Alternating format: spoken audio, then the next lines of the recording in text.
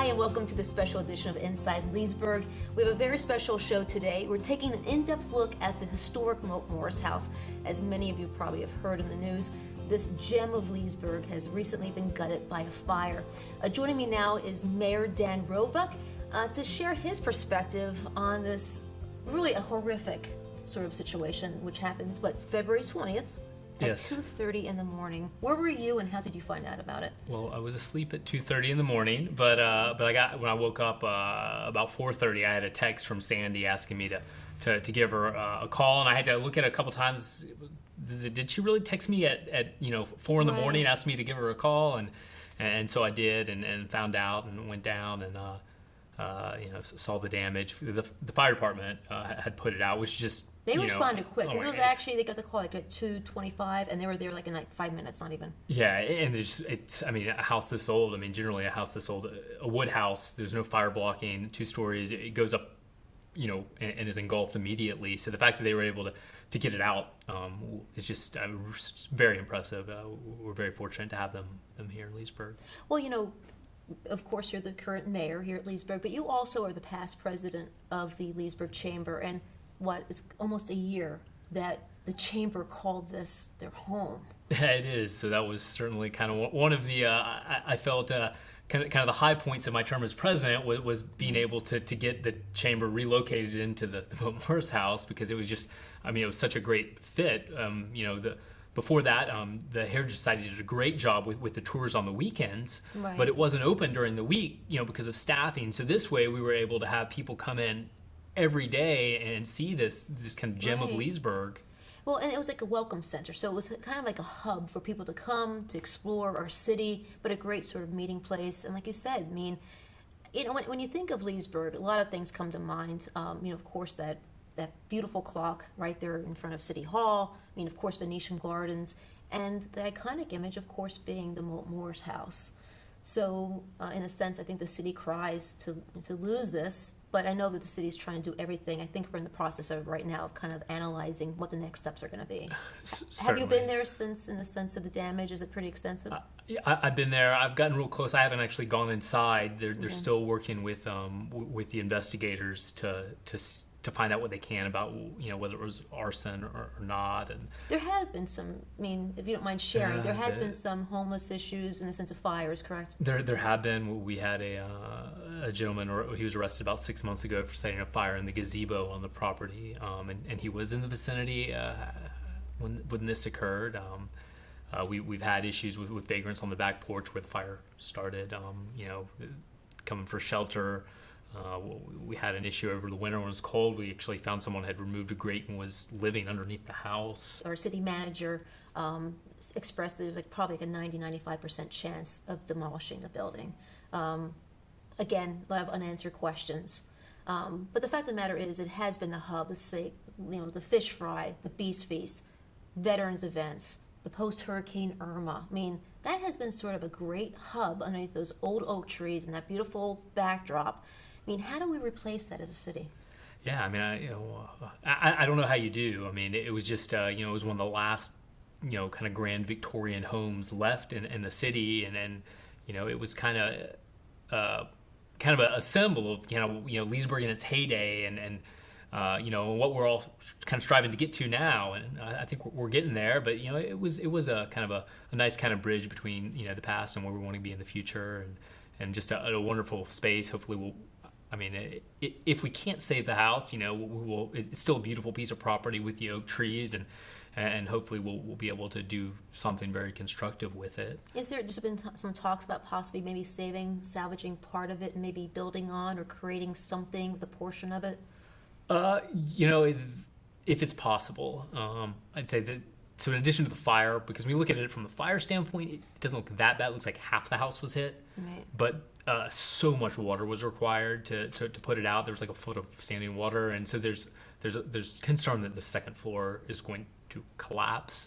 They can't go upstairs, and second floor were to collapse, then your walls collapsed as well. So, but it looks like we are going to be able to salvage at the very least a lot of the historical artifacts that were inside. That's great. And then if we can't save the house, then hopefully we can at least get some of the materials out to reconstruct something. Not that house. You can't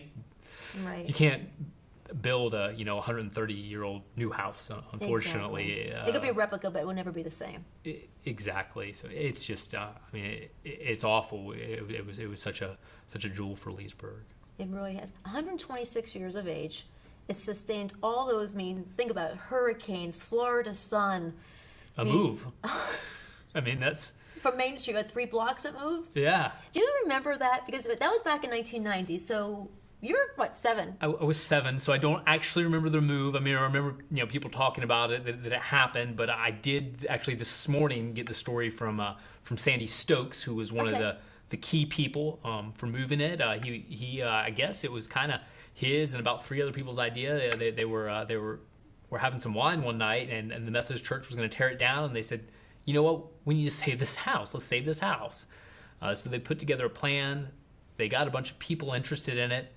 Actually about 200 people. They made picket signs, and they went and they protested at the Methodist Church on a Sunday as church was getting out. They walked around the block. They had Orlando news station there about how we got to save this house, and that raised such an uproar. It got them an audience before the city commission at the time, and who said, well, there's this property for sale for $95,000, which is where the Mote Moore's house is now, and if what we'll do is the city will pay for an option on that property to tie it up for 6 months. And if you can raise the $95,000 in 6 months, then the city will pay to move this house. And so they raised the $95,000 in 4 months, moved the house, did a huge restoration. The restoration was all privately funded to get it back in the shape that it wasn't until the fire, and brought it together. So not only was it important in the history, but then you kind of had it was a great kind of coming together event for the city about recognizing historical preservation and kind of preserving things of Leesburg's history that were important. And that was my next question, actually, in the sense of the significance of this house with the city of Leesburg. Very significant, and the fact that it is really the only remaining kind of example we have of that time period. There used to be multiple that have been torn down over the years through disrepair, and this was certainly the only one that was open to the public. It was on the National Register of Historic Places. It had been restored not just to look nice, but everything was done to the standard of what the house would have been in 1890. Mr. Mayor, thank you so much for coming in and sharing your stories about the Mote Moore's house. But before we let you go, I'd like you to share with our viewers one of those lasting images of the Mote Moore's house and what you'll always remember about it. I'll remember the last chamber gala we had. It was in December. We did it at night. The house was all lit up. We had lights all out and on the grounds, a big tent, and it just looked amazing. It was the perfect venue for that. The community came together to kind of celebrate Leesburg and showcase the house, and certainly always remember that. And we are now sitting down with City Manager Al Minner to get your take on this property, because a lot of folks are reaching out saying it doesn't look so bad, but you shared with us, and we have some images of inside the Mote Moore's house, and it's pretty significant, isn't it? Yeah, unfortunately, it's a horrible incident. We don't know what it is yet. But the Mote Moore's house, from my standpoint, it's like the face of Leesburg. Underneath the oaks, it wraps up all our history, and our community is obviously extremely proud of our history, and it really truly is the face of Leesburg. And so to have an incident like this happen, it's pretty devastating.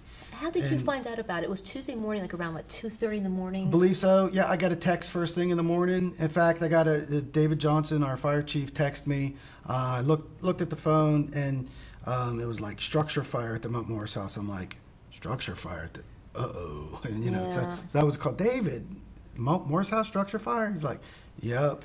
I was like, is it like a fire, like a real fire? He's like, yes.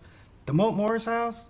Yes. Yeah. So unfortunately, so then it's hard to digest. It was like that's so structure fire. So that way, I first was encountered with the Mote Moore's house because during our interview process, when the city commission hired me, there was a meet the candidates forum, and that was at the Mote Morris house. Oh, wow. So, and that, so you go to the Mount Morris house, and that's like one of the first images they had at Leesburg, hence the face of Leesburg. So that was the first place I met everybody, and it was review the candidate forum. And what was your then, first of course, impression when you first saw the Mote Morris house? it was awesome. I mean, this picture is this great picture. I mean, it's a cool house, isn't it? Cool old Yeah. house. So, And how do you replace that? I mean, I know I'm sure there's a lot of things going through your mind, the chamber's mind. There's so much going on right now in the sense of. You got to take it step by step, and I think you have to do the right thing. Right. And the right thing is not necessarily the thing you want to do. I know some of the folks in the community want to do a rebuild. Some think we need to demolish it. I think ultimately at this stage it's looking like it will be demolished. We're not quite there yet. We're only 2 days removed now. Yeah. We're still investigating the cause. So we don't know that. And cause isn't ultimately going to have anything to do with whether we demolish it or not. But we can't get to the demolish question because we're still trying to figure cause, right? Right. So once we get that complete, we'll get into the demolish question. But it's not looking good right now. The fire started there in the back, Right. by the air conditioning units. So there's question over arson versus electrical, and the fire marshal seems pretty sure about how the fire, whether not how the fire started, but where the fire started and how the fire spread. The fire marshal has a good beat on that. And essentially the fire started there in that porch area.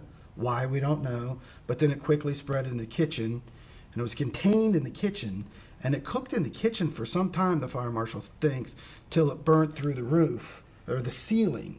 And so it also, while it was kind of contained in the kitchen, spreads a little bit to that dining room area. So the crux of the fire started there, went through the ceiling roof and into that middle bedroom that's on the east side of the building, that's above Sandy Moore's office, and then went through the roof.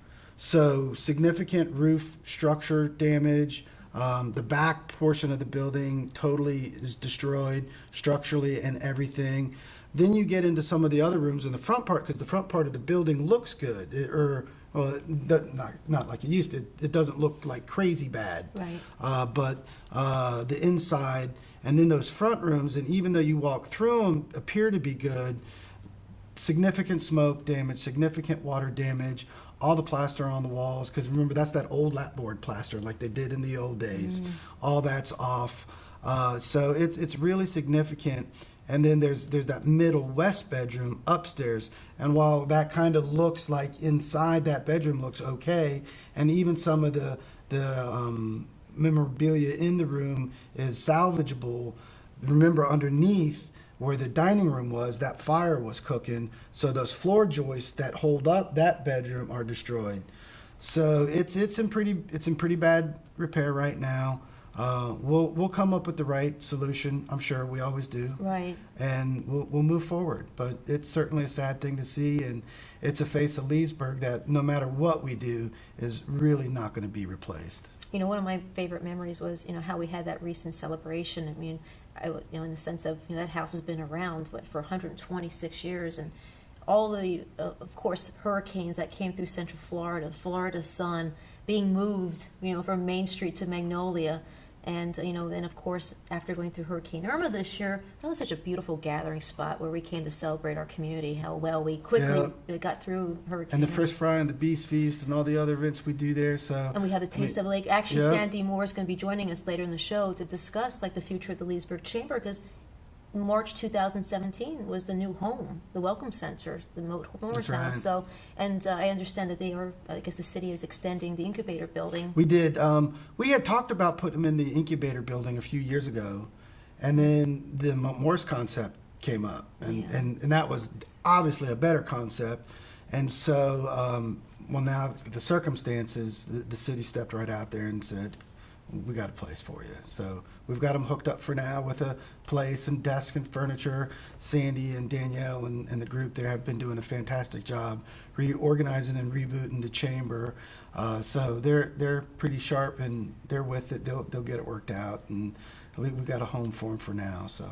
Well, we appreciate you stopping by and My sharing pleasure. your story and your memories. And before I let you go, I do want you to share with us, I guess, the Mote Moore's house in the sense of what it means to you personally, and I guess what will be that everlasting memory or image of that historic place. I think the first place I really came to Leesburg was the Mote Moore's house for that Meet the Candidates forum. No offense to Bike Fest, but Beast Feast and the Fish Fry are one of my favorite events. Maybe just because they're smaller and they're quainter, and they're there at the house, under the oaks. So, and then moving the chamber in to the Mote Moore's house, where Sandy did so much to get the chamber recognized and get more activity and get more notice about the Mote Moore's house out. So that's how I'll remember it. Simply, it was the face of Leesburg. It represented old Leesburg, new Leesburg, moving forward Leesburg, and just the charm that we have. And when we come back, we're going to be joined by Sandy Moore from the Leesburg Chamber of Commerce. Don't touch that dial.